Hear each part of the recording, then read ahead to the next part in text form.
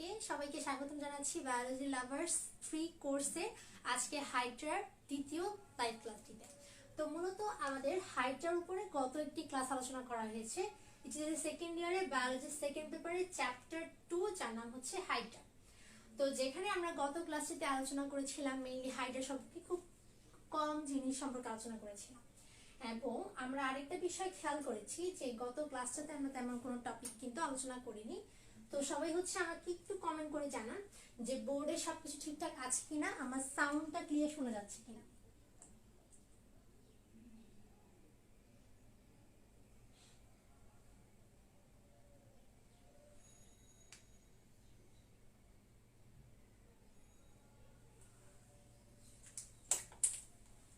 বোর্ডে সবকিছু ক্লিয়ার দেখা যাচ্ছে কিনা, আমার সাউন্ডটা ক্লিয়ার শোনা যাচ্ছে কিনা, সবাই হচ্ছে একটু আমাকে কমেন্ট করে জানান।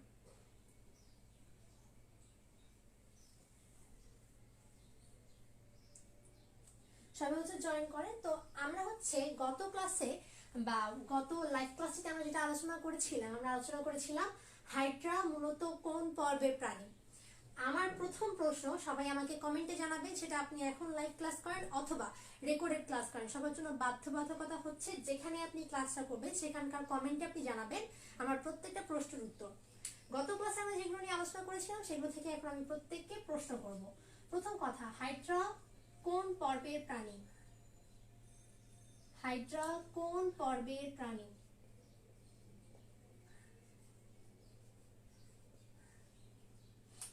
এটা হচ্ছে 1 নাম্বার প্রশ্ন। 2 নাম্বার প্রশ্ন, হাইড্রার মধ্যে কোন স্তরটি মিসিং থাকে আর তার পরিবর্তে কি থাকে? এমনিতে স্বাভাবিকভাবে ভ্রূণীয় যে 3টা স্তর রয়েছে সেই 3টা স্তরের মধ্যে কোন স্তরটি থাকে না আর তার যে স্তরটি থাকবে না তার বিপরীতে কি থাকবে এন্ড তার বৈশিষ্ট্যটা কি সেটা জানাবেন। 2 নাম্বার প্রশ্ন ছিল এটা। 3 নাম্বার প্রশ্ন আমি যদি চলে যাই, 3 নাম্বার প্রশ্ন হচ্ছে সারা বিশ্বের মধ্যে হাইড্রা প্রজাতি কয়টি? সারা বিশ্বের মধ্যে হাইড্রা প্রজাতি কয়টি? সারা বিশ্বের মধ্যে হাইড্রার প্রজাতি কয়টি? 4 নাম্বার প্রশ্ন। 4 নাম্বার প্রশ্ন হচ্ছে মূলত আমাদের যে হাইড্রা চ্যাপ্টারটা পড়ে আসলাম গত ক্লাসে, সেই হাইড্রার মধ্যে আমরা কয় ধরনের হাইড্রা দেখেছি বা বাংলাদেশের মধ্যে কয় ধরনের হাইড্রাকে পাওয়া যায়? আমি কিন্তু কালকে কয় ধরনের হাইড্রা নিয়ে আলোচনা করেছিলাম বলবো না? আচ্ছা, তাহলে আমার প্রশ্ন হচ্ছে যে বাংলাদেশে কয় ধরনের হাইড্রা রয়েছে? ধরন, কয় ধরন হাইড্রা উপস্থিত, এন্ড সেগুলো কি কি, তাদের বর্ণ কি হবে সেটাও আমাকে পারলে কমেন্টে জানাবেন। আচ্ছা, ওকে, সবাই হচ্ছে আমাকে ওকে ক্লিয়ার বলছে, নিটারিয়া বলছে। আচ্ছা, 1 2 3 এভাবে অ্যান্সার গুলো করতে হবে। 1 নাম্বারের উত্তর এটা, 2 নাম্বারের উত্তর এটা, 3 নাম্বারের উত্তর এটা, এভাবে অ্যান্সার করতে হবে, না হলে কিন্তু এগুলো আমি কাউন্ট করব না। আচ্ছা, 3 অ্যান্সার করছে 40, আশিক ভাইয়া, মুফতি হুমায়ুন কবির আশিক ভাইয়া বলছে 1 হবে নিটারিয়া, 3 হবে 40 প্রজাতি, 2 হবে মেসোগ্লিয়া বলছে উম্মে জান্নাত সাদিয়া। মেসোগ্লিয়ার বৈশিষ্ট্য কি? মেসোগ্লিয়ার মধ্যে কি থাকবে? মেসোগ্লিয়ার বৈশিষ্ট্য কি? মেসোগ্লিয়ার মধ্যে কি থাকবে? তাসলিমা হাসান ওড়িশা বলছে নেট প্রবলেম। সবার কি প্রবলেম হচ্ছে কিনা সেটা আমাকে কমেন্টে জানাবেন। আচ্ছা, 40 ধরনের বলছে, 3 ধরনের বলছে, 4-এর মধ্যে। 4-এর উত্তর 40 ধরনের বলছে, 4-এর উত্তর 40 ধরনের হবে। আচ্ছা, খেয়াল করে অ্যান্সার করতে হবে। বাংলাদেশে 3 প্রজাতি আছে, নুজহাত খানম আপু বলছে, মাইশা জামান সেতু 40টি 3 ধরনের বলছে। আচ্ছা, 3-এর অ্যান্সার বলছে 40টি আর 4-এর উত্তর বলছে 3 ধরনের। আচ্ছা, এই ক্লাসগুলো কিন্তু একদম আমাদের ইউটিউবে ডিরেক্ট আপলোড হবে, সো এখানে যারা সঠিক উত্তর দিবে আমি তাদের নামগুলো জাস্ট পড়বো। ওকে, আচ্ছা, তো আমাদেরকে নুসরাত জাহান আর আফিফা আপু বলেছে 1-এর উত্তর হচ্ছে নিডারিয়া, 2-এর উত্তর হচ্ছে মেসোগ্লিয়া, 3-এর উত্তর হচ্ছে 40 প্রজাতি, 4-এর উত্তর কি? সেটাও আমাকে জানিয়ে দিবেন। তো এই যে আমাদের একজনকে আমি পেয়ে গেছি যে কিনা খুব সুন্দর করে সবগুলো উত্তর দিয়ে দিয়েছে, আমি এটাই চাচ্ছিলাম। তো তানজিনা আক্তার আপু আমাদের ক্যান্সার করেছে। একের উত্তর হচ্ছে নিডারিয়া, দুইয়ের উত্তর হচ্ছে মেসোডার্মের পরিবর্তে মেসোগ্লিয়া থাকে, তিনের উত্তর বলছে 40 প্রজাতি এবং বাংলাদেশে 3টি প্রজাতি থাকে। আচ্ছা, তাদের বর্ণ কি কেউ বলতে পারবে, আর মেসোগ্লিয়ার বৈশিষ্ট্য কি কেউ বলতে পারবে কিনা আমি বলে দিচ্ছি। আচ্ছা, তাহলে হাইড্রা কোন পর্বের প্রাণী? নিডারিয়া পর্বের প্রাণী।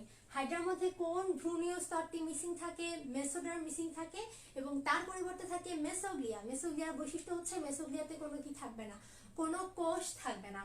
প্রজাতি কয়টি থাকবে? প্রজাতির সংখ্যা হচ্ছে 40টি। কোথায়? সারা বিশ্বের মধ্যে। আর আমাদের বাংলাদেশের মধ্যে কয় ধরনের বা কয় প্রজাতির আছে? 3 প্রজাতির আছে, তাই না? আমরা পড়েছি সবুজ কালারের থাকবে এবং আমরা দেখেছি বর্ণহীন থাকবে, তাই না? আমরা গত ক্লাসে এগুলো পড়েছি কিন্তু যে বাংলাদেশের মধ্যে কয় ধরনের হাইড্রোপোসিস থাকবে? 3 ধরনের।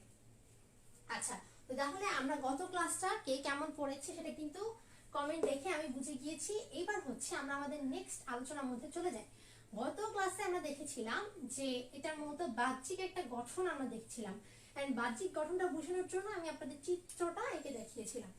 আজকে আমরা মূলত আমরা যে বললাম এন্ডোডার্ম, মেসোডার্ম এবং কি আমরা বললাম হচ্ছে একটোডার্ম। তো আমাদের মূলত একটা হাইড্রার ক্ষেত্রে আমাদের এন্ডোডার্মকে বলা হয় গ্যাস্ট্রোডার্মিস। এন্ডোডার্মকে বলা হয় গ্যাস্ট্রোডার্মিস। এন্ডোডার্মকে বলা হয় গ্যাস্ট্রোডার্মিস। এন্ডোডার্মকে কি বলে? গ্যাস্ট্রোডার্মিস বলে। তো লিখে ফেলেন এটা সবাই, গ্যাস্ট্রোডার্মিস। আচ্ছা, আমি হাইটের উপরে মূলত 2টা ক্লাস রেখেছিলাম, আমার মনে হয় এর থেকেও বেশি ক্লাস যাবে এটার উপরে। তো রুটিনটার মধ্যে যদিও দেওয়া আছে, আমার একটু হচ্ছে গত ক্লাসটাতে আবার আজকে ক্লাসে লেট হওয়ার কারণে মূলত, না হলে কিন্তু শেষ হয়ে যেত এটা 2টা ক্লাসে। আচ্ছা, তো তাহলে আমরা আমাদের এটা হচ্ছে কি দেহ একটা প্রাচীর, দেহ প্রাচীর, যেখানে আমরা এই অংশটুকুকে বলি হচ্ছে গ্যাস্ট্রোডার্মিস। আর এটাকে আমরা মূলত ভ্রূণীয় স্তরের মধ্যে কি বলি? এন্ডোডার্মিস। ঠিক আছে। আচ্ছা, এবার আসি আমরা যে বললাম মেসোগ্লিয়া, যে এটাকে আসলে বলা হয় কি মেসোডার্মের পরিবর্তে কি থাকে? মেসোগ্লিয়া থাকে। তো লিখবেন মেসোডার্মের পরিবর্তে মেসোগ্লিয়া থাকবে। তারপর লিখবেন হচ্ছে একটোডার্মের পরিবর্তে এপিডার্মিস থাকবে। একটোডার্মের পরিবর্তে এপিডার্মিস। পরিবর্তে বলতে এখানে আমরা হাইড্রার ক্ষেত্রে নামগুলোকে চেঞ্জ করে পড়তেছি, ঠিক আছে? এইবার কথায় আসি। এই যে আমরা এখানে একটা চিত্র দেখতে পাচ্ছি, এই চিত্রের মধ্যে যে হাইপোস্টোম, টেস্টিস, গ্যাস্ট্রিক অঞ্চল, পুরি, পেন্ডাকল এবং পাদচাকতি কয়েকটা অংশ দেখতে পাচ্ছি, এগুলোর ব্যাখ্যা হচ্ছে আমি এখন দিব। তো ততক্ষণে আপনারা এই 3টা লাইন হচ্ছে লিখে ফেলেন, আমি হচ্ছে এগুলোর ব্যাখ্যা এখন দিব।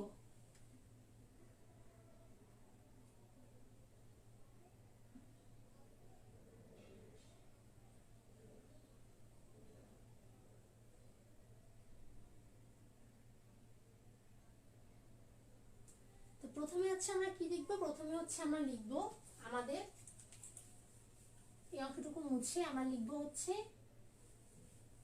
এই যে হাইপোস্টোম সম্পর্কে লিখবো, হাইপোস্টোম লিখবো। তো সবাই হচ্ছে হেডলাইন দিবেন। আমি নিচের এই অংশটুকুর মধ্যে এবং উপরের এই অংশটুকু দুটো মিলিয়ে হচ্ছে আমি লিখছি।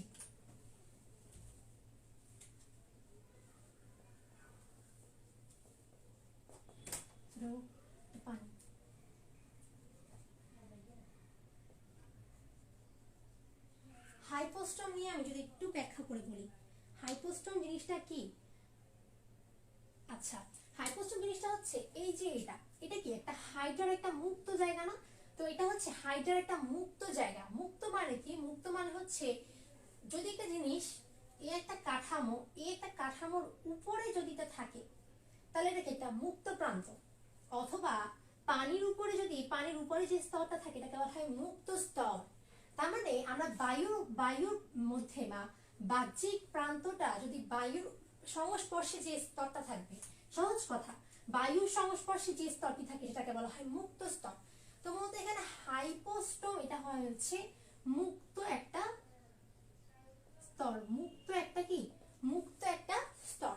এবং এখানে হাইপোস্টোমের ক্ষেত্রে একটা বিষয় হচ্ছে যে মুক্ত প্রান্তে ছোট এবং সংকোচন প্রসারণশীল একটা অংশ থাকে, ছোট সংকোচন প্রসারণশীল একটা অংশ থাকে।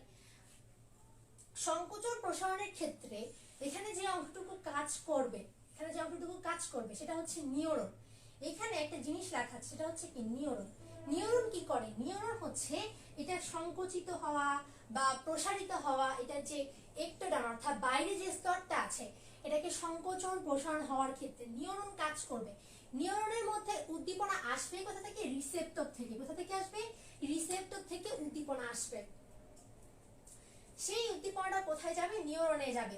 নিউরন সেই উদ্দীপনা গ্রহণ করবে। গ্রহণ করার পরে সে তার কোন অঞ্চলটাকে হচ্ছে সংকুচিত করতে হবে, কোন অঞ্চলটাকে প্রসারিত করতে হবে সেটা হচ্ছে বলে দিবে। একটু ওয়েট করি, আমি হচ্ছে একটু পানিটা খেয়ে নিই, আমার খালি গলা শুকিয়ে যাচ্ছে।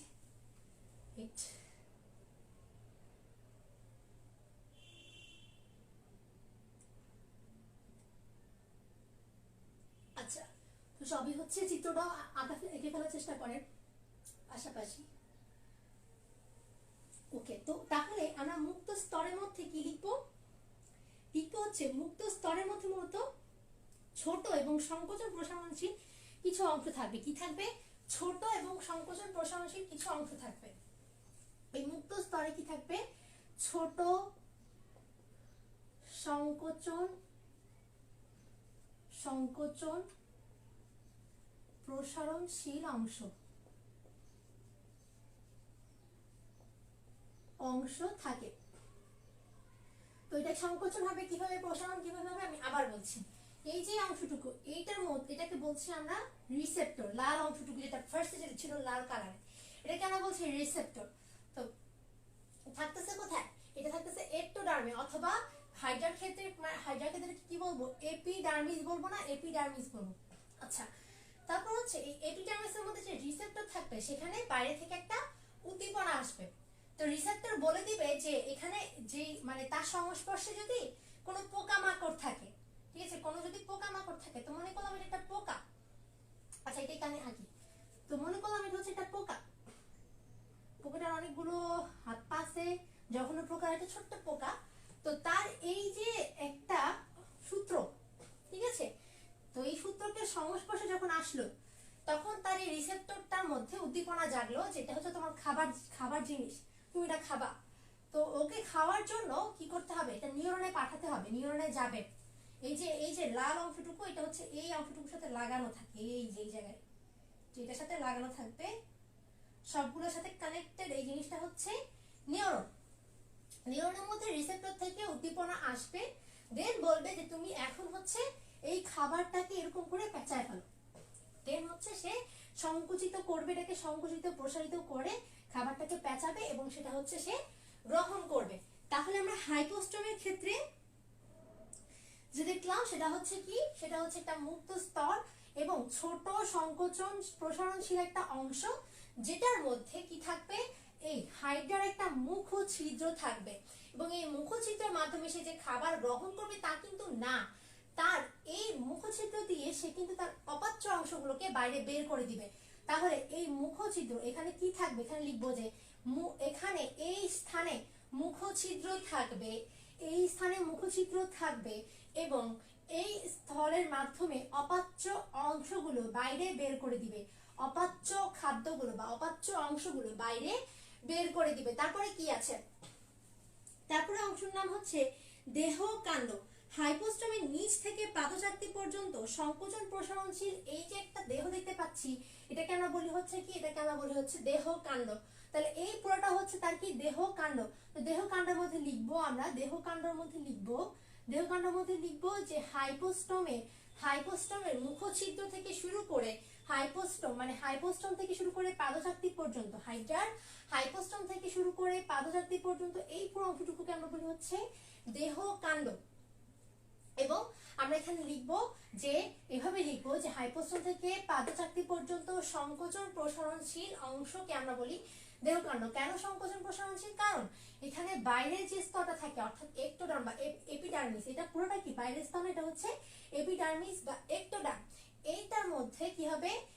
রিসেপ্টর থেকে উদ্দীপনা যাবে নিউরনের মধ্যে এবং সেই উদ্দীপনা পেয়ে সে সংকুচিত হবে, প্রসারিত হবে। মানে হাইড্রা যে কি সুন্দর করে চলতে পারে সেটা সেকেন্ড ইয়ারের স্টুডেন্টরা খুব ভালো করে জানে। আচ্ছা, তো তাহলে অনেক সুন্দর করে চলে কিন্তু, তো ওই টপিকটা আমরা আস্তে আস্তে যাবো, চলনটা কিন্তু খুব মজার হয়। আচ্ছা, তার দেহকাণ্ড পাঠটুকু আমরা এভাবে খাতার মধ্যে নোটের মধ্যে লিখবো। তারপর আমরা লিখবো হচ্ছে কোর্সিকা। আমি একটু চেক করি যে সবাই হচ্ছে বুঝতে পারছি কিনা, কারো কোনো প্রবলেম হচ্ছে কিনা। সাউন্ড কম বলছে, সবার কি সাউন্ডের প্রবলেম হচ্ছে? সবার কি সাউন্ডের প্রবলেম হচ্ছে নাকি? আচ্ছা, অবস্থা খুবই খারাপ, আপনাদের অবস্থা খুবই খারাপ, মানে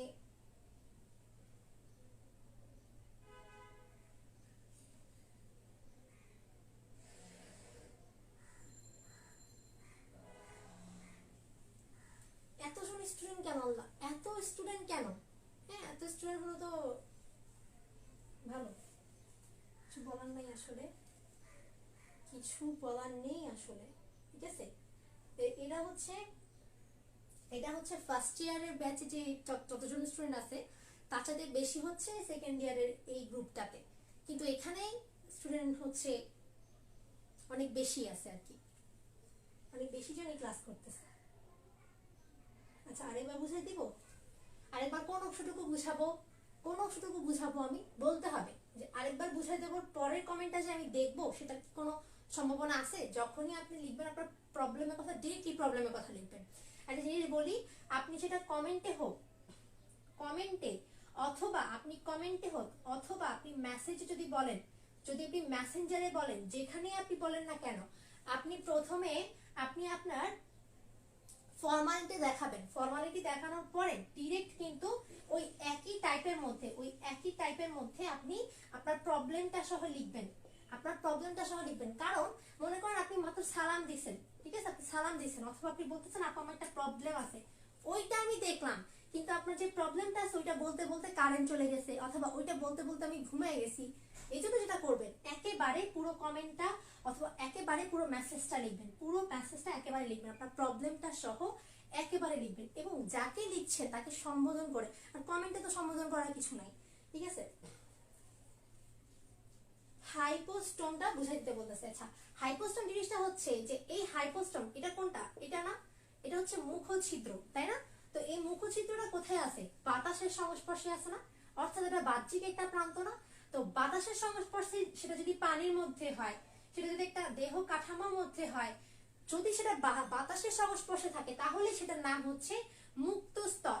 তাহলে হাইপোস্টোমের এই জায়গাটাকে বলা হচ্ছে মুক্ত অংশ বা মুক্ত স্তর, যেটা কিনা ছোট ছোট হবে, খুব ছোট হবে এবং সংকোচন হবে, প্রসারণশীল হবে। সংকোচন প্রসারণশীল হয় কিভাবে? এখানে যে রিসেপ্টর গুলো থাকবে, যে তার যে বাইরে একটা দেহকাণ্ড থাকে, এই বাইরের দেহকাণ্ডটাকে আমরা বলি হচ্ছে এপিডার্মিস। তো এপিডার্মিসের মধ্যে থাকে হচ্ছে কি রিসেপ্টর, রিসেপ্টরের মধ্যে কি যায়? উদ্দীপনা যায়। সেই উদ্দীপনাটা কোথায় যাবে? সেই উদ্দীপনাটা গ্রহণ করে নিউরনের কাছে পাঠাবে। নিউরনের কাছে কিভাবে পাঠাবে? এই যে তার এখানে যেই কোষের মধ্যে বা যে এপিডার্মিসের যে কোষটার মধ্যে রিসেপ্টরটা থাকবে তার ঠিক পাশে কিন্তু লাগানো থাকবে নিউরনের ইয়াটা, নিউরনের সূত্রটা কিন্তু এরকম করে লাগানো থাকবে। ঠিক আছে, তো এরকম লাগানো অবস্থায় যখন সে রিসেপ্টর থেকে বাইরে থেকে একটা উদ্দীপনা পাবে যেখানে একটা পোকা আছে, তখন সে এটা টের পাবে। টের পাওয়ার পর সেটা সে নিউরনের মাধ্যমে এখানে পাঠাবে, নিউরন থেকে জাগ্রত হবে। এখন তোমাকে তোমার বাইরের দেহটাকে সংকুচিত প্রসারিত করতে হবে। তাহলে এই ছোট অংশটা তখন কি হবে? সংকোচনশীল হবে, প্রসারণশীল হবে। কেন? তখন হয়তো বা তার নিজেকে বাঁচাতে হবে অথবা নিজের খাদ্যকে গ্রহণ করতে হবে, কিছু একটা করতে হবে। তারপর কথা বললাম কি? তারপর কথা বললাম যে এই যে হাইপোস্টোম অংশটুকু আছে, এই হাইপোস্টোম অংশটুকুর মধ্যে একটা মুখছিদ্র থাকবে। এই মুখছিদ্রের মাধ্যমে সে যে শুধুমাত্র খাদ্য গ্রহণ করবে তা কিন্তু না, সে চাইলে কিন্তু তার অপাচ্য যে খাদ্যগুলো রয়েছে সেগুলো কিন্তু বাইরে বের করে দিতে পারবে, অপাচ্য খাদ্যগুলোকে বাইরে বের করে দিতে পারবে। আচ্ছা, সাউন্ড বাড়ানো যাবে যদি মাইক্রোফোনটা আমি ইউজ করিনি আজকে, আর মাইক্রোফোন ছাড়া যদি সাউন্ড বাড়ানোর কথা বলেন তাহলে হচ্ছে সাউন্ড বাড়াইতে হবে যদি আমার গলাটাকে হঠাৎ করে আল্লাহ হচ্ছে অনেক জোরে সাউন্ডটা যদি দিয়ে দেয়, আমি অনেক জোরে কথা বলতেছি, আর আমি যেভাবে কথা বলতেছি এভাবে যদি কেউ রুমে থাকে তার পক্ষে সম্ভব না রুমের মধ্যে থাকা, এত জোরে কথা বলতেছি। তো তাও যদি সাউন্ডটা কম শোনা যায় তাহলে আমার চাইতে দুঃখ আর কেউ পাবে না, সত্যি কথা। আচ্ছা, বুঝতে পারছেন না এবার? ওকে, আপু ক্লিয়ার বলছে। আপু টাইম চেঞ্জ করলে মেবি আরো বেশি জন ক্লাসে থাকবে। তো আপনারা হচ্ছে যে আপনারা এখন যারা ক্লাসে আছেন তারা তারা হচ্ছে কি করবেন, নিজের একটা পোল দিবেন, আমি সেটা অ্যাপ্রুভ করে দিব, অথবা যে হচ্ছে পোল দিবেন তার ওইখানে যদি ওই পোলের মধ্যে পোল কিভাবে দিতে হয় জানেন তো না, যে পারবেন সে হচ্ছে দিবেন। দেওয়ার পরে কি করবেন, সেখানে আপনি আপনার পছন্দ মতো একটা টাইম দিবেন। বাকিদের সেই টাইমটা পছন্দ নাও হতে পারে, তারা দেখবেন সেখানে মোর অপশন দেওয়া থাকবে, মোর মোর প্লাস এরকম একটা অপশন দেওয়া থাকবে। প্লাসে ক্লিক করলে তখন আপনিও আপনার নিজের মতো একটা করে টাইম দিয়ে দিতে পারবেন। তাহলে আপনার সেই টাইমের মধ্যে যদি বাকিদের পছন্দ হয় তারা সেখানে ভোট দিবে, আর যে পোলটা তৈরি করছে তারটা পছন্দ হলে সে সেখানে ভোট দিবে। অর্থাৎ যেখানে বেশি ভোট পাবো, অর্থাৎ যেখানে বেশি যে টাইমটা বেশি ভাগ কি করতে চাইবে সেই টাইমটাতে আমি হচ্ছে ক্লাস নিব। কারণ আমার এত সময় হচ্ছে নাই যে আমি এখন আপনাদের জন্য আবার রুটিন তৈরি করতে যাব, আবার পোল দিব, আপনারা টাইমটা সেট করবেন, কমেন্ট করবেন, নোটিফিকেশন চেক করব, আপনারাই হচ্ছে ডিসাইড করে আমাকে সবাই জানাবেন। আর মেসেঞ্জার গ্রুপে কি সবাই অ্যাড হয়েছেন? মেসেঞ্জার গ্রুপে সবাই অ্যাড হয়েছেন? বায়োলজি লাভার গ্রুপে হচ্ছে এমনি রনি আহমেদ ভাইয়া, ওনার ইয়াতে গেলে ওনার প্রোফাইলে যদি আপনি যান তাহলে দেখবেন অ্যানাউন্সমেন্টে দেওয়া আছে। তো ওনার আইডিটা ওখানে দেওয়া আছে, আপনারা কি করবেন ওই আইডিতে গিয়ে নক দিবেন। আপনি যদি 2021 সালের হন তাহলে 21 লিখে দিবেন, আর 22 সালের হলে 22 লিখে দিবেন। তবে সবাইকে একই গ্রুপের মধ্যেই অ্যাড করা হবে, কোনো আলাদা গ্রুপ না, মেসেঞ্জার গ্রুপ একটাই। তো সবাই সেখানে অ্যাড হয়ে যাবেন, আর আমি সেখানে তেমন থাকবো না, অ্যান্ড সেখানে পড়াশোনার বাইরে তেমন কোনো আলোচনা করবেন না আমি আশা করছি।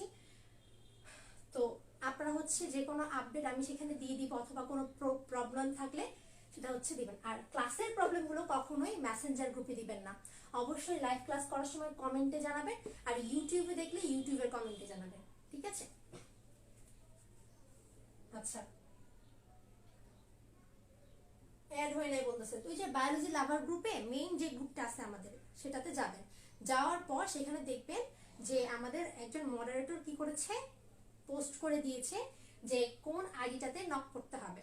আমি আবার দিয়ে দিব দরকার পড়লে, সেটা লিঙ্কটা আমি এখানে এবং ফার্স্ট ইয়ার গ্রুপেও দিয়ে দিব।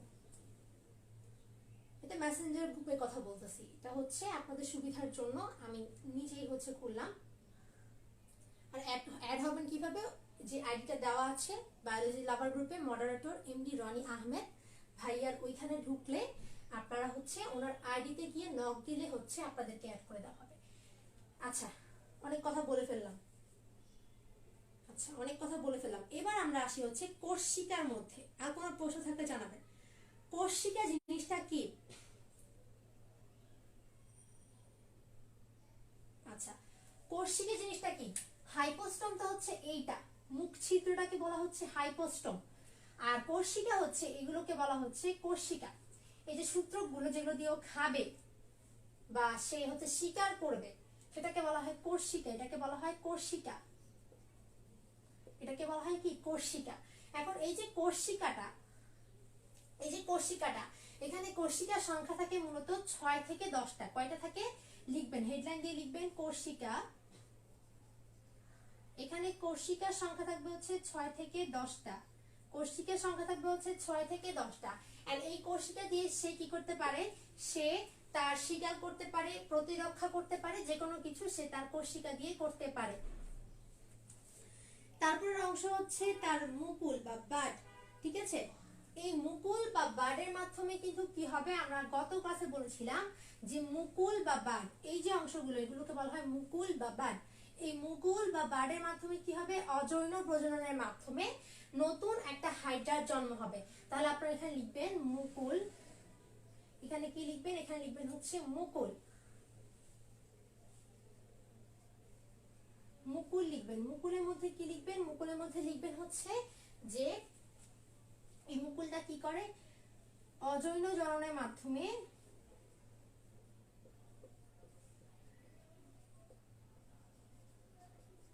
সত্যি কথা আমি আর 1 সপ্তাহ ওয়েট করবো, আর এই 1 সপ্তাহের মধ্যে যদি আপনাদের রেসপন্স এরকমই দেখি যে ক্লাসের মধ্যে স্টুডেন্টের সংখ্যা খুব কম থাকতেছে, আমি কিন্তু টাইমটা চেঞ্জ করব। টাইম চেঞ্জ করার পর এক সপ্তাহ আমি ক্লাস নিয়ে দেখব। যদি আপনাদের সত্যি কোনো পরিবর্তন না হয়, আমিও সত্যি কথা দিলাম যে আমি ক্লাস করাবো না। আমি কিন্তু মুখ থেকে বের করে ফেলছি। সো সবাই সাবধানে থাকবেন, সবাইকে হচ্ছে জানাই দিবেন ব্যাপারটা। যাদের হচ্ছে সত্যি ক্লাস করার ইচ্ছা থাকে তারা, আমি বলেছি প্রথমেই, গ্রুপের মধ্যে থাকবেন। আর আমি একটা কাজ করব, দরকার পড়লে আমি একটা কাজ করব, সেটা হচ্ছে যারা ক্লাস করবেন আমি বেছে বেছে সবাইকে গ্রুপ থেকে রিমুভ করব। ঠিক আছে, সবাইকে গ্রুপ থেকে রিমুভ করবো না, এমনি এমনি আমার গ্রুপের সদস্য সংখ্যা বাড়ার দরকার নেই আসলে। ঠিক আছে। আচ্ছা, অচলাচরণের মাধ্যমে সে কি করবে, সে হচ্ছে নতুন হাইড্রার জন্ম দিবে, নতুন হাইড্রার জন্ম হবে, নতুন হাইড্রার জন্ম হবে। তারপর কি আছে, তারপর হচ্ছে আমাদের জননাঙ্গ আছে। এন্ড এখানে জননাঙ্গ বলতে কি বোঝাচ্ছে, জননাঙ্গ বলতে বোঝাচ্ছে টেস্টিসের কথা। কার কথা বোঝাচ্ছে, টেস্টিসের কথা বোঝাচ্ছে।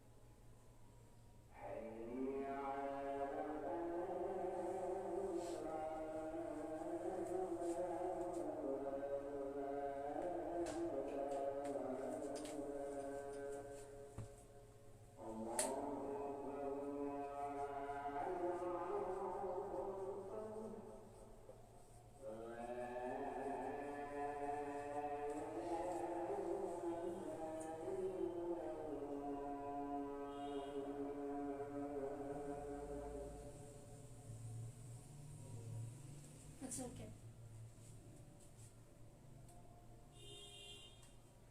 আচ্ছা, সমস্যা নাই, আমি টাইমটা তো চেঞ্জ করে দিব। আমি আপনাদের যেটা বললাম, পোল দিয়ে একটা পোস্ট করবেন, এন্ড সবাই সময় মতো করে টাইমটা সেট করে দেন হচ্ছে আমি পরের সপ্তাহে ক্লাসটা নিব। আজ এই সপ্তাহে কিন্তু আমাদের আবার আজকে হচ্ছে 8টা বাজে ক্লাস আছে, আর এই সপ্তাহে আমাদের আর কোনো ক্লাস নাই, টেনিস স্কুলেও নাই, এখানেও থাকবে না। আচ্ছা, তো তাহলে পরে কথা বলতেছে যে নিচের লেখা দেখা যায় না, এখন দেখা যাবে। নিচের লেখা আমি মুছে আবার লিখে দিছি। আচ্ছা, তারপরে হচ্ছে অনেকেই গ্রুপে জয়েন নেই, তারা কিভাবে ক্লাস করবে। আমি তো গ্রুপে অ্যানাউন্সমেন্ট দিয়েই দিয়েছি, গ্রুপে লিংক সহ দিয়ে দিয়েছি, ফর্ম ফিল আপের জন্য ফর্ম দিয়ে দিয়েছি। তারা জাস্ট ফর্মটা ফিল আপ করবে, গ্রুপে জয়েন রিকোয়েস্ট দিবে, আমি জয়েন করে দিব। আগে একটা ঝামেলা ছিল, রোল জানা ছিল না অনেকে, তা আমি হচ্ছে আরো অনেকে হচ্ছে জয়েন করবে, নতুন নতুন জানবে। আর নতুন নতুন যারা জানতেছে তাদেরকে হেল্প করতে হবে আপনাদের। আপনারা দেখবেন যে কেউ কমেন্টে জিজ্ঞাসা করতেছে আমি কিছু জানি না, আমি নতুন। দায়িত্ব হচ্ছে আপনাদের। যেমন হচ্ছে একটা কলেজে যখন নতুন নতুন আপনারা ভর্তি হন, অথবা আপনার স্কুল লাইফে ব্যাপারটা বেশি হয়। মনে করেন আপনি আপনার ফ্রেন্ডরা সহ 6 থেকে 7-এ কিন্তু একই সাথে একসাথে পড়েছেন, 7-এ আপনারা একই সাথে সবাই উঠেছেন। নতুন একজন ওই স্কুলে গিয়ে একজন ভর্তি হয়েছে, এখন আপনাদের দায়িত্ব তাকে আপন করে নেওয়া, যাতে সে সবার সাথে মিশতে পারে, সে যেন সব সিকোয়েন্স বুঝতে পারে, রুটিনটা যেন সে জানতে পারে। এগুলো দায়িত্ব কাদের থাকে? টিচার সবাইকে বলে দেয় একদিন। অ্যান্ড আমি যদিও বোন হিসেবে ধরে নিতে পারেন, আমি নিজেকে টিচার বলবো, আর আপনারা অনেকে বলতে পারেন যে আমাদের বোন, হ্যাঁ ঠিক আছে, সমস্যা নাই, কেউ টিচার বলতে পারে, কেউ বোন বলতে পারে, যাই হোক আপনারা অনেকে আবার আপু ডাকেন, যাই হোক সমস্যা নাই, সেটা ব্যাপার না। সেটা হচ্ছে যে আমি একদিন বলে দিব, বাকি দায়িত্ব হচ্ছে আপনাদের। আপনারা আপনাদের ফ্রেন্ডদেরকে জানাবেন যে এখানে ফ্রি কোর্স হচ্ছে। আর আমি একটা ডেট ফিক্স করে দিয়েছিলাম ফর্মের মধ্যে, তাই না? এখন ফর্মে যায় দেখেন কোনো ডেট ফিক্সড করা নেই, লেখা আছে যে কোনো সময় ফর্ম ফিল আপ করতে পারবে, যে কোনো সময় ভর্তি হতে হবে, ভর্তি হতে পারবে, বা এখানে কোর্সে এখানে হচ্ছে রিকোয়েস্ট দিতে পারবে, আমি জয়েন করে দিব। কিন্তু শর্ত একটাই, সেটা হচ্ছে ক্লাস করতে হবে। আর এখন হচ্ছে 200 জন বলে আমি বলতেছি মিনিমাম 40 জন। তারপর যখন বৃদ্ধি পাবে তখন আমিও মিনিমামের সংখ্যাটা বাড়িয়ে দিব, ঠিক আছে? সো এই ব্যাপারটা হচ্ছে আপনাদের উপর ডিপেন্ড করবে, আমি ক্লাসটা কতদিন কন্টিনিউ করবো এই বিষয়টা আপনাদের উপর ডিপেন্ড করবে। হ্যাঁ, আজান এতক্ষণ দিচ্ছে, শেষ হয়ে গেছে এখন। আচ্ছা, বুঝতে পারছি আমি যে তারা কিভাবে জয়েন করবে। ফর্ম ফিল আপ করবে, ফর্ম ফিল আপ করে দেন হচ্ছে গ্রুপে জয়েন রিকোয়েস্ট দিবে, আমি অ্যাকসেপ্ট করে নেব, সমস্যা নেই। আর তারা আগের ক্লাসগুলো কিভাবে করবে, গ্রুপে তো কোনো ক্লাস পাচ্ছে না, এই ক্লাসগুলো তো আমি ইউটিউবে দিয়ে দিচ্ছি, এগুলো পেয়ে যায়, সমস্যা নেই। আর আমি ক্লাস রেখে দিব কেন? আমি ক্লাস করাচ্ছি ঠিক টাইম মতো, কিন্তু আপনারা টাইম মতো ক্লাস করবেন না, এটা তো হবে না। সো এখন আমি বুঝতে পারতেছি যে টাইম মিলতেছে না, অথবা কারো কারো ক্লাস থাকতেছে, এই জন্য সমস্যা হচ্ছে, কিন্তু আমি টাইমটা চেঞ্জ করে দিব, সমস্যা নেই, আপনাদের সুবিধা অনুযায়ী। আচ্ছা, আমরা আমাদের পরবর্তী ধাপের মধ্যে যাই, যেহেতু কিছুক্ষণ আগে হচ্ছে ক্লাসটা শুরু হয়েছে, অনেকটা পিছিয়ে যাবেন না আপনারা। এতটুকু সবার খাতায় লেখা শেষ না? আমাকে একটু কমেন্ট করে জানান তো, এতটুকু সবার খাতায় লেখা শেষ না? তারপর হচ্ছে আমরা পাদচাকরিটা একটু লিখবো। এতটুকু আমি উপরাভিটুকু মুছে, হাই পোর্শনটাকে মুছে আমি পাদচাকরি লিখবো। পাদচাকরির ডেফিনেশনে কি লিখবেন? আমি মুখে বলে দিলে লিখতে পারবেন?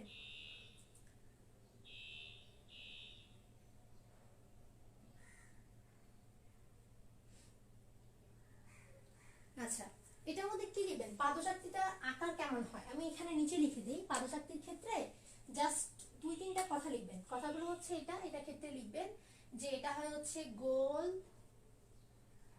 গোল, তারপরে হচ্ছে একটু হচ্ছে চ্যাপ্টা, তারপর লিখবেন হচ্ছে এটার মধ্যে 18 রস থাকে, 18 রস থাকে। দেন হচ্ছে 18 রস দিয়ে সে কি করে? সে 18 রস দিয়ে তলের সাথে লেগে থাকে, মাটির সাথে ভূমির সাথে লেগে থাকে। এন্ড লেগে থেকে সে কি করে, সেগুলো হচ্ছে মজার বিষয়, সেগুলো আমরা আস্তে আস্তে পড়বো। তারপর হচ্ছে কি বললাম, এই যে 18 রস থাকবে তার মধ্যে, এবং সে ভাসমান অবস্থায়ও থাকতে পারে। ভাসমান অবস্থায় আমরা হাইড্রা দিয়ে সার্চ করে দেখব যে এরকম হাইড্রাগুলো হচ্ছে, মানে এই আকৃতিটা আসলে আমরা এত মোটা আঁকি না, ওদের আকৃতিটা হয় হচ্ছে এরকম এরকম এরকম হচ্ছে ভাসতে থাকে পানির মধ্যে, অথবা পানির মধ্যে যে ভাসে না, জিনিসটা হচ্ছে খুব সুন্দর দেখায়। তখন দেখবেন সার্চ দিলে, হাইড্রা দিয়ে সার্চ দিলে, আপনারা সবাই আজকে সার্চ দিবেন ইউটিউবে অথবা গুগলে, সার্চ দিলে দেখবেন হাইড্রাটা কি সুন্দর ভাসতেছে। তাহলে এটার আরেকটা বৈশিষ্ট্য হচ্ছে এই পাদশক্তির মাধ্যমে সে ভাসিয়ে রাখতে পারে নিজের দেহটাকে। পাদশক্তির মাধ্যমে সে কি করতে পারে? নিজের দেহকে ভাসিয়ে রাখতে পারে, দেহকে ভাসিয়ে রাখতে পারে, দেহকে ভাসিয়ে রাখে। আচ্ছা, এতটুকু লেখা শেষ কিনা সবার? আমি এটা হচ্ছে মুছে ফেলি, মুছে ফেলে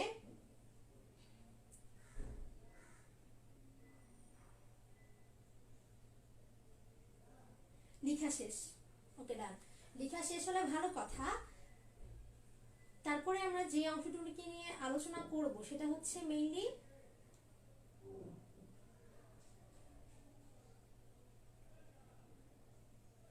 হাইটার ক্ষেত্রে বাহ্যিক একটা অঞ্চল থাকে, বাইরের একটা অঞ্চল থাকে, তাই না? তো এপিডার্মিসের ক্ষেত্রে কি কি অঞ্চল থাকে, এবং আমাদের এপিডার্মিসের ক্ষেত্রে বাইরের স্তরটা থেকে আমাদের কি কি কোষ থাকবে, আমাদের কি কি কোষ থাকবে বা কি কি গ্রন্থি থাকবে, সেগুলো হচ্ছে আমি একটু এখন লিখে দিব। ঠিক আছে, এটা মুছি, আমি মুছে ফেলি। এটা মুছে আমরা এখন যেটা দেখবো, চিত্রটা আমি মুছবো না,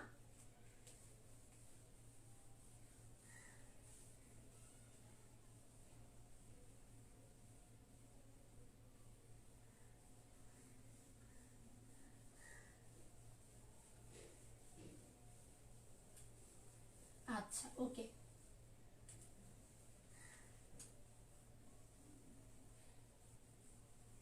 আচ্ছা তারপরে হচ্ছে আমরা এপিডার্মিসের মধ্যে কি কি কোষ থাকবে সেগুলো আমাদের মনে থাকে না, তাই না? তো এপিডার্মিসের মধ্যে কি কি কোষ থাকবে সেগুলো আমি হচ্ছে একটু লিখে দেই, এগুলো এমসিকিউর জন্য খুব ইম্পর্টেন্ট। এপিডার্মিসের হচ্ছে কোষ, ঠিক আছে, এপিডার্মিসের কোষ। তো মূলত এপিডার্মিসের কোষ সংখ্যা কয়টা থাকবে? কোষ সংখ্যা থাকবে হচ্ছে কয়টা? কোষ সংখ্যা থাকবে হচ্ছে এখানে 8টা। তো এই 8টা কোষের নাম আমরা কিভাবে মনে রাখবো? এই 8টা কোষের নাম কিভাবে মনে রাখবো এটা হচ্ছে কথা। আমরা একটা ছন্দ সবাই খাতার মধ্যে লিখি, এটা আনিসের গ্রন্থি সাইজ। সবাই লিখেন, এটা আনিসের গ্রন্থি সাইজ, এটা আনিসের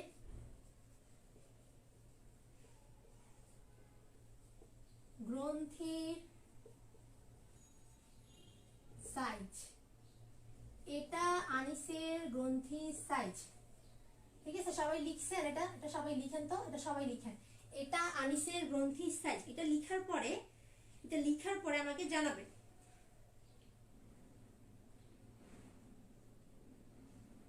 আচ্ছা, তো তাহলে এখানে এতে কি, এতে হচ্ছে এপিডার্মিস, এতে হচ্ছে এপিডার্মিস, ঠিক আছে, এপিডার্মিস, এতে হচ্ছে এপিডার্মিস।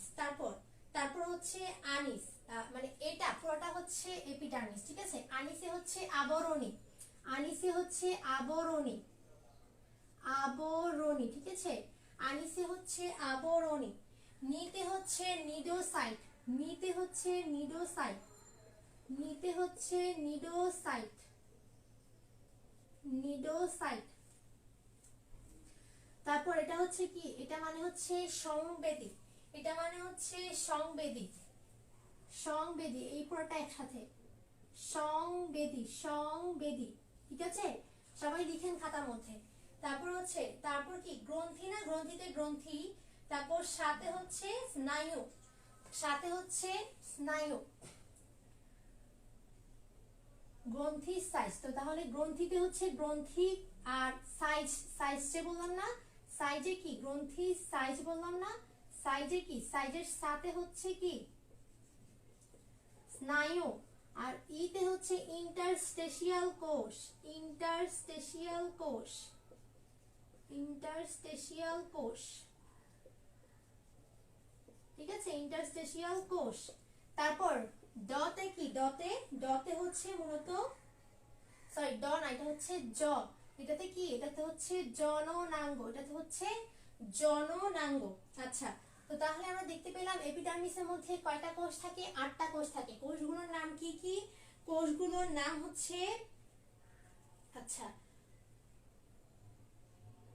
হ্যাঁ লিখেছি, বলছে ইন্টারস্টেশিয়াল কোষ, বলছে ইন্টারস্টেশিয়াল কোষ। আচ্ছা যাই হোক,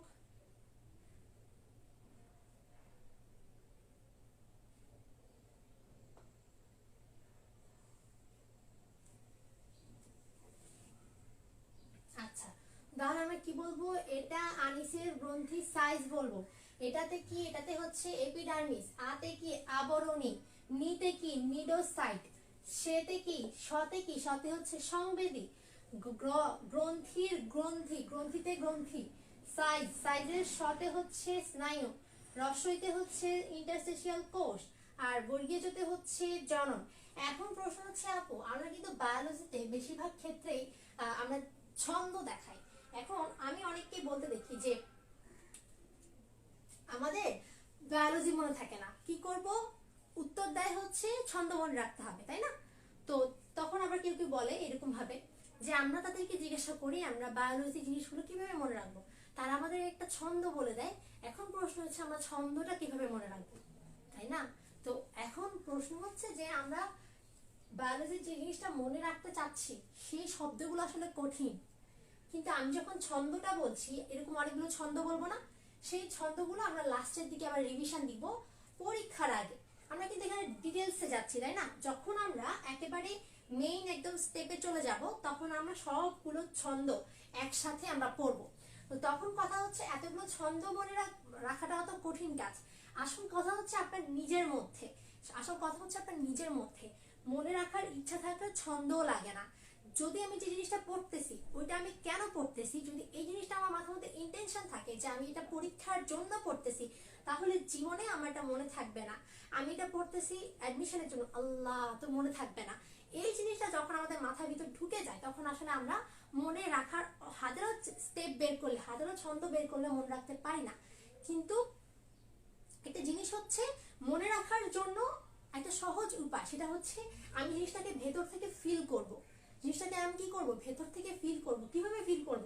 আমরা লক্ষ্য করি হাইড্রা না, আমরা যেরকম মানুষ, আমরা আমাদের বৈশিষ্ট্যগুলোকে যেভাবে ব্যাখ্যা করতে পারবো, ঠিক সেরকমই একটা প্রাণী। এই প্রাণীটার ক্ষেত্রে আমরা ব্যাখ্যা করব। প্রথমে আমরা জানবো প্রাণীটার নাম কি, প্রাণীটা দেখতে কেমন, প্রাণীটা বাইরে থেকে দেখতে কেমন, ভিতর থেকে দেখতে কেমন, প্রাণীটা কিভাবে চলতেছে, ওর মধ্যে কি কোষ আছে, এটা একটা ইন্টারেস্ট নিজের মধ্যে জানাতে হবে। বইয়ের টপিকগুলো তো দেখবো, কিন্তু তার আগে ভাববো যে একটা প্রাণীর মধ্যে কি কি নিয়ে আমাদের পড়া দরকার। প্রথমে প্রাণীটার নাম পড়া দরকার, তারপর তার আকৃতি পড়া দরকার, তারপর তার বৈশিষ্ট্য পড়া দরকার, তারপর সে দেখতে কেমন বা তার বাহ্যিক গঠনগুলো কেমন সেটা তার দরকার, ভিতরগতভাবে তার মধ্যে কি কি কোষ আছে সেগুলো। এগুলো ইচ্ছা নিজের মন থেকে যখন আসবে তখন এগুলো পড়লে এগুলো মনে থাকবে, না হলে এগুলো মনে থাকবে না। বলতে পারেন এই কিছু কথা হচ্ছে আমি আমার নিজের ব্যক্তিগত একটা এক্সপেরিয়েন্স থেকে বলতেছি যে বায়োলজি পড়তে হলে এই স্টেপগুলো ফলো করতে হবে। আচ্ছা সবাই, ফোনটা তো বন্ধই হয়ে গেল। আচ্ছা ওয়েট, সমস্যা নাই, এক মিনিট।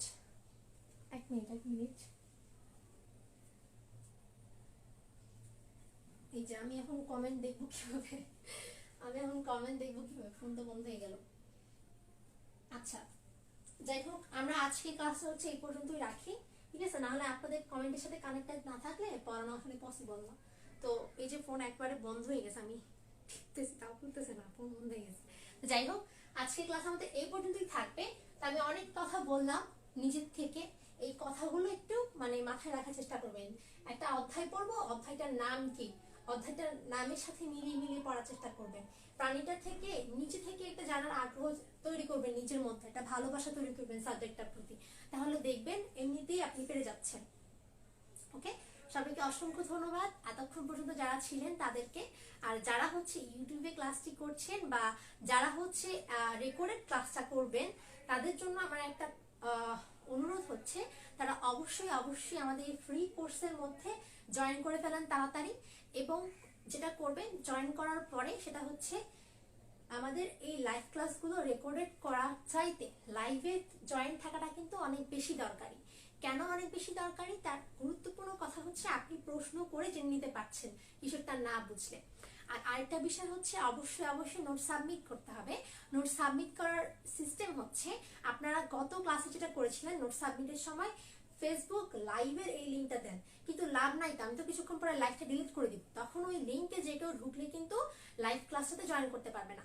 আবার আমি আরেকজনকে দেখেছি, একজন না কয়েকজন এই কাজটা করেছে, এই গ্রুপ থেকে শেয়ার করে অন্য ওই বায়োলজি গ্রুপের মধ্যে দিয়েছে, কিন্তু ওইখানে শেয়ার করে তো লাভ নাই, কারণ আপনি এই গ্রুপে যেটা পোস্ট করেছেন সেটা কিন্তু প্রাইভেটলি আছে, প্রাইভেট গ্রুপ এটা। সো আপনি যখন প্রাইভেট গ্রুপ থেকে কিছুটা শেয়ার করবেন অন্য কোনো গ্রুপে, সেটা কিন্তু গ্রুপে জয়েন করা ছাড়া সে দেখতে পাবে না। সো এটা শেয়ার করে না করে আলাদা করে ওই গ্রুপে পোস্ট করতে হবে। আমরা 10 মিনিটস স্কুলে যে ক্লাসগুলো করাবো সেইগুলোর নোট আপনি 10 মিনিটস স্কুলে বায়োলজি লাভার গ্রুপে এবং আমাদের এই ফার্স্ট পেপার এবং সেকেন্ড পেপার গ্রুপে সাবমিট করতে হবে। এবং দ্বিতীয় কথা হচ্ছে, যেগুলো শুধুমাত্র আমাদের এই কোর্সের গ্রুপগুলোতে ক্লাস করানো হবে সেগুলোর নোট শুধুমাত্র আপনারা এই গ্রুপে এবং বায়োলজি লাভার গ্রুপে দুটাতেই দিয়ে দিবেন। যখন আমি ইউটিউব লিঙ্কটা দিয়ে দিব তখন আপনার কাছে নোটিফিকেশন যাবে, সেই লিঙ্কটার সাথে সাথে আপনার নোটের মধ্যে দিয়ে দিবেন, ঠিক আছে? সবাইকে অসংখ্য ধন্যবাদ, আল্লাহ হাফেজ, আসসালামু আলাইকুম।